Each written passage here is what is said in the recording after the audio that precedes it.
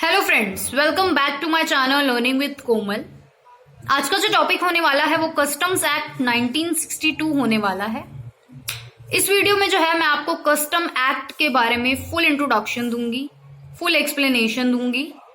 Video को and तक जरूर देखिएगा ताकि आपको कस्टम एक्ट के बारे में अच्छी तरह से फुल डिटेल में नॉलेज मिल सके।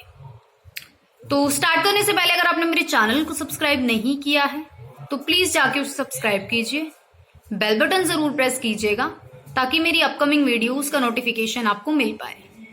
So let's start friends. तो आज हम बात करेंगे कस्टम्स एक्ट 1962 के बारे में। सबसे पहले इसके इंट्रोडक्शन के बारे में पढ़ लेते हैं। क्या इंट्रोडक्शन है इसका? तो क्या दे रखा है कि कौटिल्यास अर्थशास्त्र ऑल्सो रेफर्स टू शुल्का। अब कौटिल्य का नाम तो आपने सुना ही होगा, चाणक्य भी इन्हें बोला जाता है। तो अर्थशास्त्र जो इनकी बुक थी उसमें जो है शुल्का जिसे हम इंग्लिश में बोलते हैं फीस, ठीक है, ऑल्सो रेफर्स टू शुल्का, मतलब इनकी अर्थशास्त्र जो थी बुक थी जो वो शुल्का यानी कि फीस को रेफर करती थी, जिसमें जो है consist of import duty and export duty, जिसमें हम किसको शामिल करते थे, किसको इंक्लूड करते थे? इम्पोर्ट ड्यूटी और एक्सपोर्ट ड्यूटी। इम्पोर्ट ड्यूटी यानी कि अगर कोई गुड्स आप विदेश से या फॉरेन गुड्स जो है अगर आप अपनी कंट्री में जो है इंपोर्ट कराते हो तो आपको इम्पोर्ट ड्यूटी पे करनी पड़ती है, ठीक है। और एक्सपोर्ट ड्यूटी यानी कि अगर आप अपने गुड्स जो है अपने देश के गुड्स जो है बाहर फॉरेन में जो है भेजते हो तो आपको एक्सपोर्ट ड्यूटी पे करनी पड़ती है, ठीक है। तो that was collected at the city gates. तो पहले जो कौटिल्य अर्थशास्त्र में जो मतलब पहले एंशिएंट टाइम की बात हो रही है, तो वहां पे जो है that was collected at the city gates, जो शहर के गेट्स होते थे वहां पर क्या होता था कि एक्सपोर्ट ड्यूटी और इम्पोर्ट ड्यूटी को कलेक्ट किया जाता था, यानी कि शुल्का फीस को कलेक्ट किया जाता था, ठीक है। On goods coming in and going out, यानी कि जो गुड्स आ रहे हैं उस पे जो है ड्यूटी लगेगी और जो गुड्स बाहर जा रहे हैं उन पे ड्यूटी लगेगी, तो उसका जो है शुल्का पे करना पड़ता था। तो सब्सिक्वेंटली यानी कि बाद में the levy of custom duty was organised through legislation during the British period, यानी कि जब अंग्रेजों का जमाना था हमारे भारत में, यानी कि ब्रिटिश पीरियड जब था, तो वो क्या करते थे, the levy of custom duty, मतलब उन्होंने जो है कस्टम ड्यूटी जो है लगाना शुरू करी, ठीक है। तो उन्हीं के टाइम में बेसिकली कस्टम ड्यूटी ऑर्गेनाइज्ड हुई थी लेजिस्लेशन के द्वारा, यानी कि कानून के द्वारा, ठीक है। तो अब बात कर लेते हैं कॉन्स्टिट्यूशनल प्रोविजन की। तो entry 83 of the union list of the 7th schedule of the constitution of India. तो इंडिया का जो कॉन्स्टिट्यूशन है उसमें जो 7th शेड्यूल है उसकी एंट्री नंबर 83 में जो है कस्टम ड्यूटी के बारे में लिखा हुआ है, ठीक है। To levy the custom duty by the central government of India, मतलब उस कॉन्स्टिट्यूशन मतलब इंडिया के कॉन्स्टिट्यूशन में ये लिखा हुआ है 7th शेड्यूल की एंट्री नंबर 83 में कि जो कस्टम ड्यूटी है वो सेंट्रल गवर्नमेंट ऑफ इंडिया ही लेवाए करेगी, मतलब, ठीक है। अब जरा बात कर लेते हैं कि कस्टम ड्यूटी क्या है। तो custom duty refers to the duty levied on the import of goods as well as export of the good, कि अगर आप इंपोर्ट करा रहे हो गुड्स को तो आपको कस्टम ड्यूटी पे करने की, अगर आप एक्सपोर्ट करा रहे हो तब भी आपको कस्टम ड्यूटी पे करनी पड़ेगी। किसको? सेंट्रल गवर्नमेंट को। Duty imposed on the goods imported into the country is called import duty.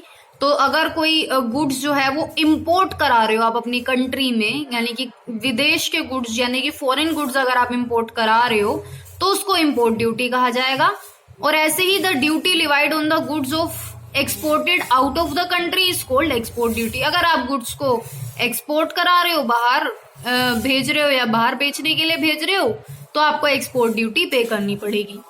अब जरा बात कर लेते हैं कि एग्जाम में इसका क्या क्वेश्चन आता है।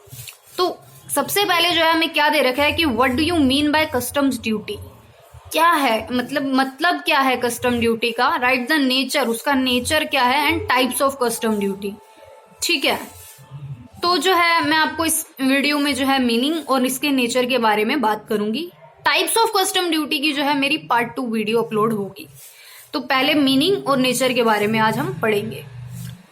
तो मीनिंग जैसा कि अभी हमने पढ़ा ही था इंट्रोडक्शन में भी कि custom duty refers to the duty levied on the import of the good as well as on the export of the good. जो कस्टम ड्यूटी है उसका तात्पर्य ये है कि ड्यूटी लगाई जाती है अगर आप गुड्स को इंपोर्ट करा रहे हो या फिर आप गुड्स को एक्सपोर्ट करा रहे हो, तो उसी को ही जो है कस्टम ड्यूटी बोला जाता है। तो duty imposed on the goods imported into the country is called import. अगर आप जो गुड्स है इंपोर्ट करा रहे हो, कंट्री के अंदर ला रहे हो फॉरेन गुड्स को, तो वो जो ड्यूटी आपको पे करनी पड़ रही है या ड्यूटी जो है आपके ऊपर इम्पोज्ड हो रही है, ठीक है, उसको इम्पोर्ट ड्यूटी कहा जाएगा। And the duty levied on the goods exported out of the country, मतलब आप बाहर एक्सपोर्ट कर रहे हो तो उसको जो है एक्सपोर्ट ड्यूटी बोला जाएगा। ठीक है जी। नेचर ऑफ कस्टम ड्यूटी, क्या नेचर है कस्टम ड्यूटी का? तो the power to levy custom duty is derived from 83 of the union list of the 7 schedule to the constitution of India. तो ये जो पावर है कस्टम ड्यूटी लिवाई करने की, ये कहाँ से डिराइव हुई है? इंडियन कॉन्स्टिट्यूशन की 7 शेड्यूल की 83 एंट्री से ये जो है डिराइव हुई है। ठीक है, विच रीड्स एज, जिसको जब हम पढ़ते हैं तो क्या पढ़ते हैं कि duty of custom including export duties.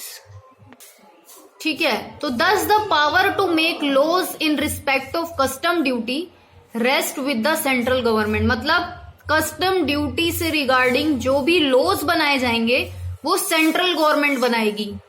Okay, और the tax receipt on account of custom duty is solely enjoyed by the union. यानी कि जो भी इससे रिगार्डिंग, जो कस्टम से रिगार्डिंग टैक्स रिसीव होंगे वो भी जो है सिर्फ और सिर्फ सेंट्रल गवर्नमेंट ही उसको लेगी। ठीक है, और द कस्टम टैरिफ एक्ट जो है, कस्टम टैरिफ एक्ट 1975 और एनी अदर लॉ जो है प्रोवाइड करता है the duties of custom shall be levied on the goods imported और एक्सपोर्टेड फ्रॉम इंडिया। मतलब कहने का सीधा सा वही मतलब है कि ड्यूटी लिवाई होगी अगर आप गुड्स को इंपोर्ट करा रहे हो या फिर आप गुड्स को एक्सपोर्ट करा रहे हो। ठीक है, तो अगर आपको मेरी वीडियो पसंद आई हो लाइक जरूर कीजिएगा, कमेंट करके मुझे जरूर बताइएगा वीडियो कैसी लगी। Thank you so much.